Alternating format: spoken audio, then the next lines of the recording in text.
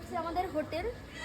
আর এই সন্ধ্যেবেলা আমরা তো ঘুরে টুরে চলে আসছি, তাই ভাবলাম কি খাবো। সন্ধ্যেবেলা তো স্ন্যাক্সের কোনো ব্যাপার নেই, তাই এইখানে চিকেন ফ্রাই হচ্ছিল, তাই আমরা এখানে চিকেন ফ্রাই নিতে চলে এলাম।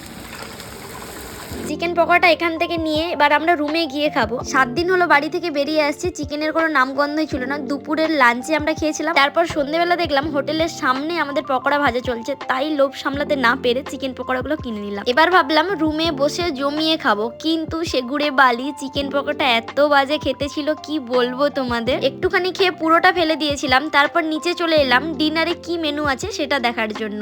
ডিনারে ছিল ভাত, ডাল, আর এখানে ছিল পনিরের তরকারি আর আলুর যে তরকারিটা, এটা খুব সুন্দর লাগছিল। কিন্তু তারপর এখানে বনফায়ারের জন্য ব্যবস্থা তো ছিলই। আগে থেকে এসে বাইরে এতটাই ঠান্ডা ছিল, আমরা একটু গা হাত পা সেকে নিচ্ছিলাম। তারপর প্রচুর নেচেছিলাম আমরা। তোমরা যদি নাচের ভিডিও দেখতে চাও তাহলে আমাকে কমেন্ট করে জানিও, আমি শেয়ার করবো।